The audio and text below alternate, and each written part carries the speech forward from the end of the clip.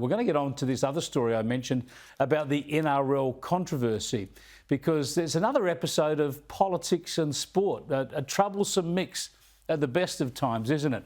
It's a massive story in the NRL states. If you haven't heard about it in the rest of the country, it relates to an effort at inclusion or tolerance, or a bid to trumpet that at least, at the Manly Sea Eagles NRL club through a rainbow jersey, a rainbow symbol on their jersey. We'd call it a Guernsey in the AFL world, of course. Now, here's how the story broke on Sydney Television News, Channel 9, last night. There's unfolding drama at Manly tonight with their bid to become the league's most inclusive club, leading to a player revolt. Danny Widler is on the set of 100% Footy for us. And Danny, several players are refusing to wear the pride jumper. Yeah, James, it's a very delicate story. As you said, it is unfolding. There's said to be an emergency meeting coming up soon between the Manly players and management. I was hearing earlier this afternoon that up to 7 players objected to the pride jersey. Yeah, the issue here is that 7 Manly players, believed to be mainly Pacific Islander players who are deeply Christian, weren't consulted about this, and they probably see this rainbow symbolism as promoting homosexuality rather than tolerance, so they don't want to wear it and they're not going to play. The Manly coach fronted the media this afternoon, stressed his club's good intentions about being welcoming to all, but also apologised for putting its players in a difficult position. There are always going to be subsets of society who have cultural and religious views, and they must always be considered. Ultimately, this comes down to discussion and collaboration. The club has made an error from which and we will learn. The players will not play on Thursday, and we accept their decision.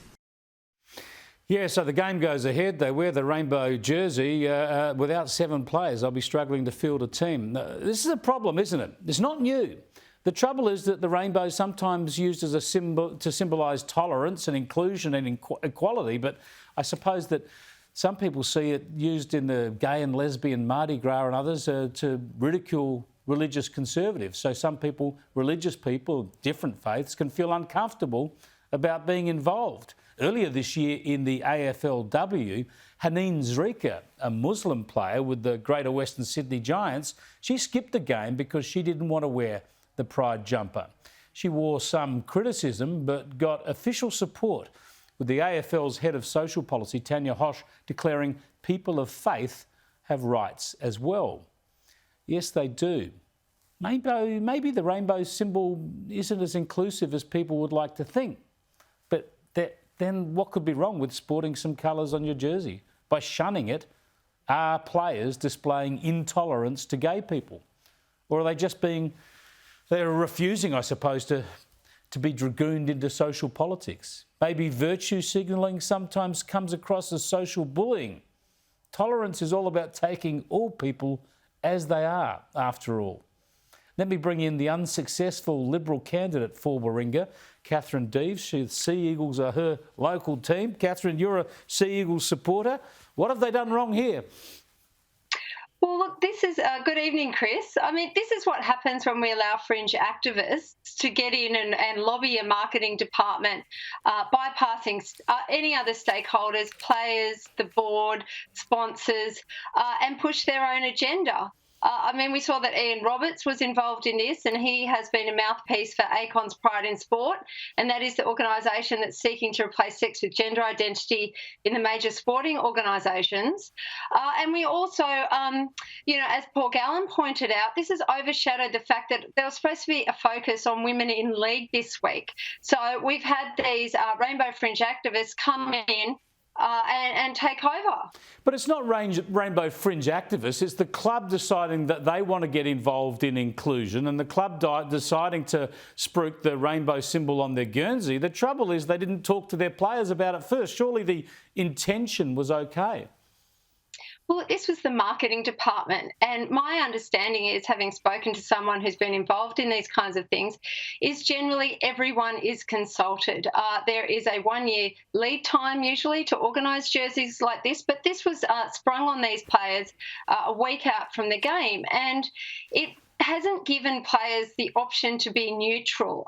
If you don't put the colours on and be spruiking the rainbow, you are being seen to be, a right-wing bigot or a transphobe or a homophobe, where some people just might want to remain neutral, not get involved in these political movements and just play football.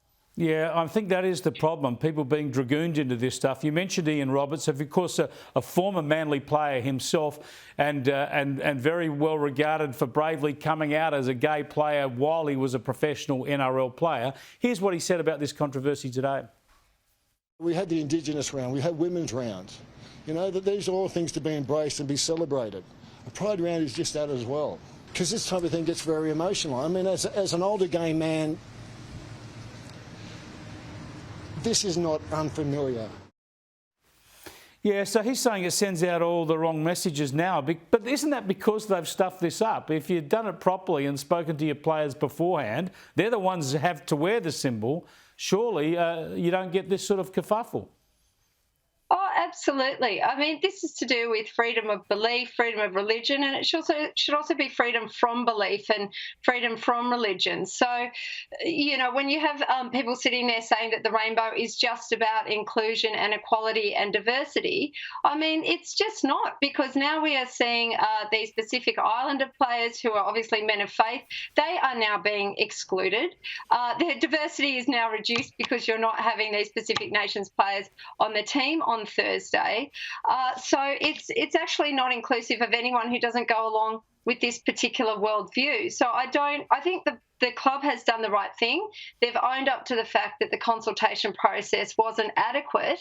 And I think that, in future they just need to be mindful. They need to include all stakeholders. And if people don't want to get on board, they should have the option simply to remain neutral and not be called names for it. Yeah, look, there's no doubt there's politics involved. It's social politics, it's not party politics. But people you often embrace sport to avoid politics. They don't want politics in their sport. And if they're playing sport, they don't want to have to make a public declaration about anything. So it should be their right, I suppose, just to keep their tolerance to themselves. Yeah, that's right. And look, we've just had Pride Month, and it feels like with the Pride movement, every time you turn around, there's another day that we need to be celebrating. It almost feels like you're at Catholic primary school, and every other week there's a new feast day we all need to acknowledge and celebrate. Some people might just not want to get on board with that, and they just want to watch the footy. Oh, yeah, all right. Thanks very much, Katherine. Appreciate your views.